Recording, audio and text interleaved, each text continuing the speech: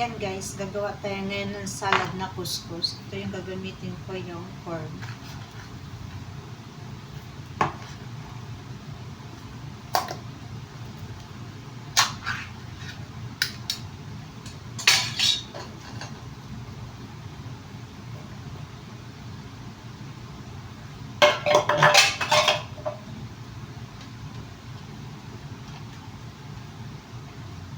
Ayan, meron tayong carrot.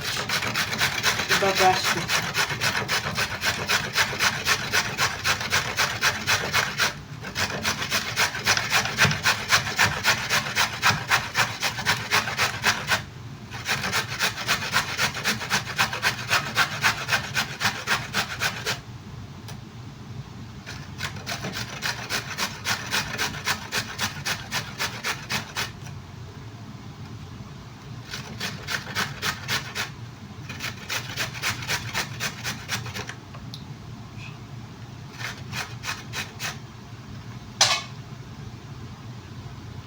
Ayan guys, habang nag-i-steam tayo ng ating couscous salad, ayan,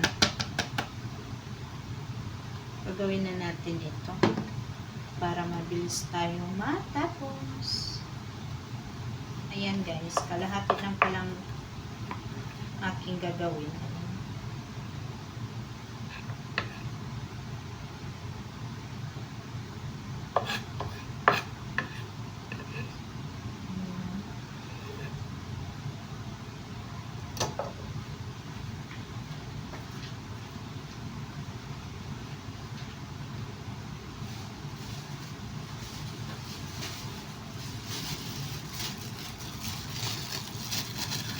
Ayan guys, meron tayong raisins. Lagyan ko siya ng raisins. Yan yung amo ko pa. Gustong gusto niya ito yung raisins.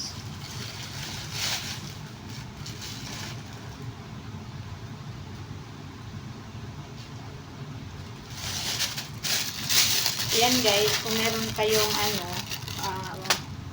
bell pepper, any colors po, pwede nyo lagyan. Pero dahil yung amo kong lalaking kakain, parang ayaw niya ng bell pepper, kaya hindi ko siya lalagyan.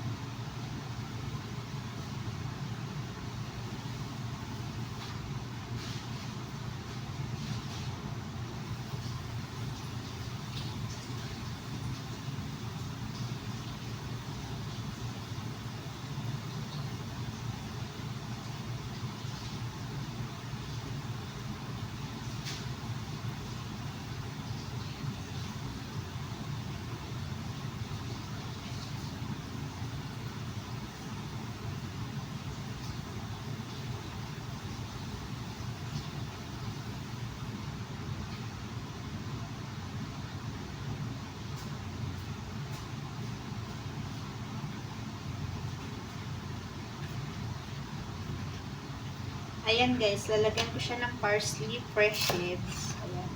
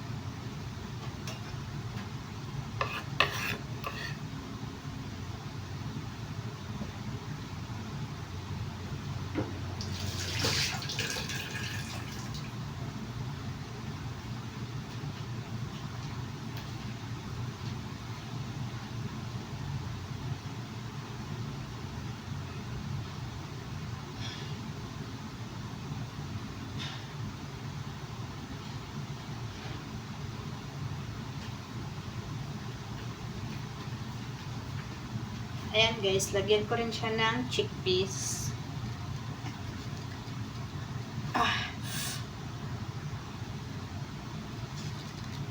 Ay, sakit.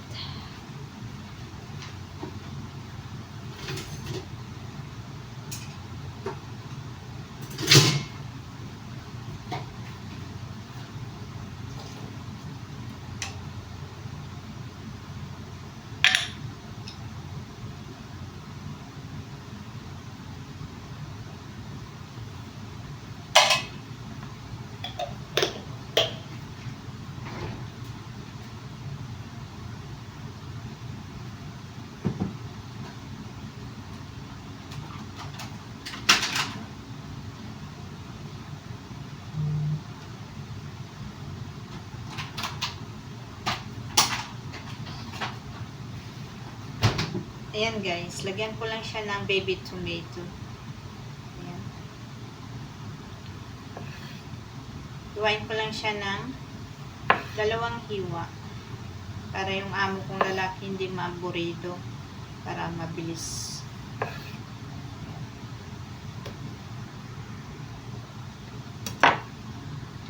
Ayan guys, gagawa tayo ng sauce habang nag-aantay ako sa ating couscous. Ayan, una natin gagawin ay maglalagay tayo ng honey. Ayan, 1 spoon na honey guys.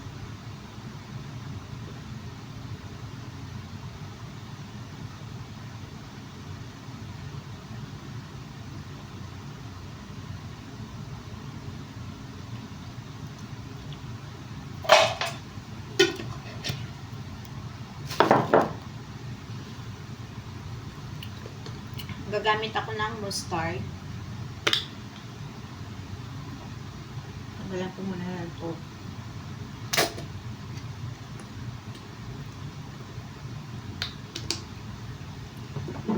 Balsamic.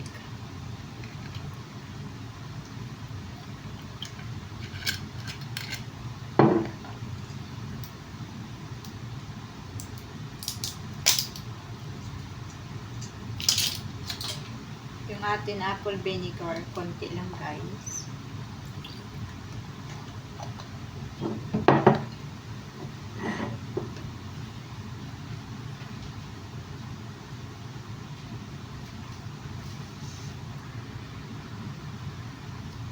Yan natin salt. Syempre, nasa inyo po guys ang lasa. Pero ang lasa nito ay matamis-tamis na maasim.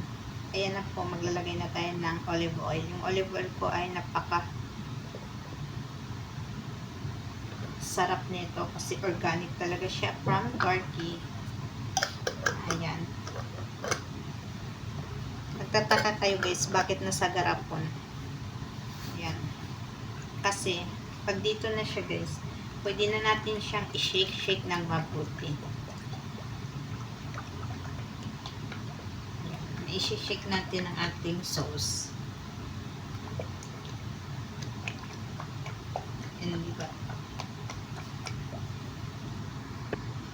Ayan na guys, okay ng ating sauce. Diba? Yan, ito na yung ating couscous.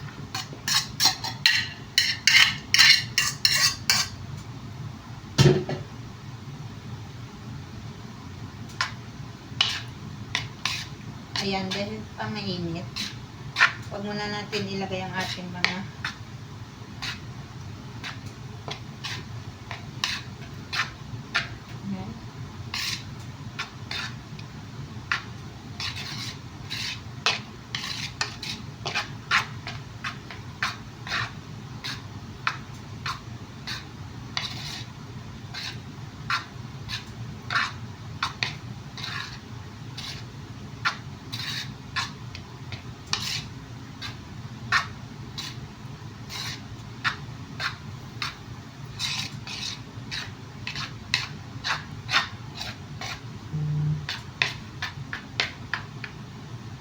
ito na guys ang ating mga ingredients.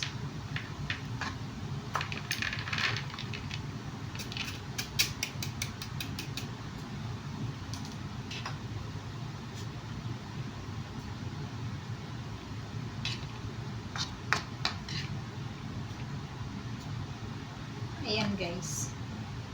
Mamaya ko na siya i-mix. Pag talagang malamig na yung ating couscous. Kaya kailangan natin siyang haluin to make sure na magiging cold na siya.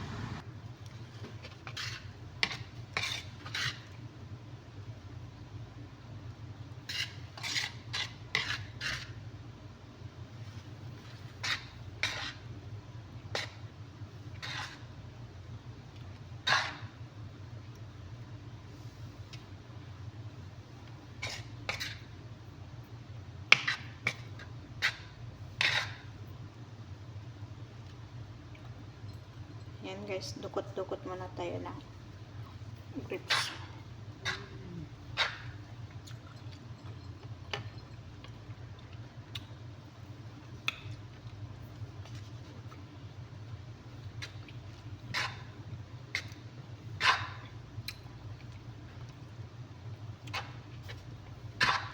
Ayan.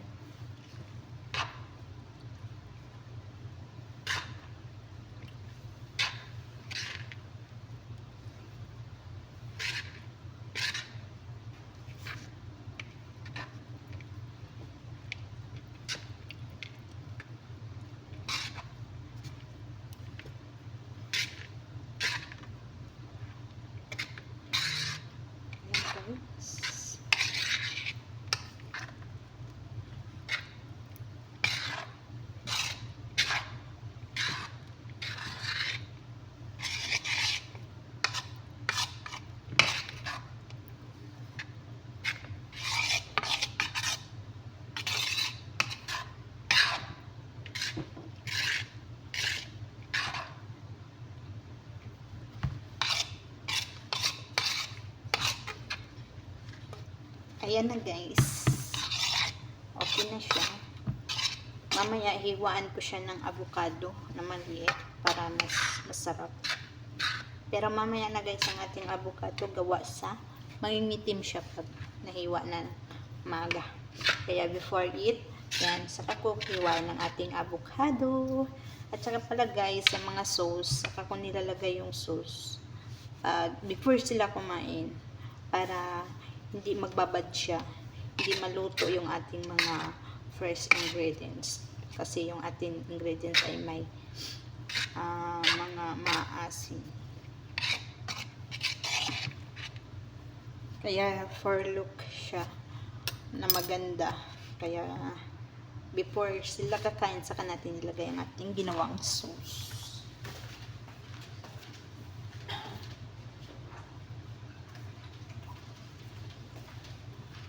Ito na guys ang ating sauce na ginawa.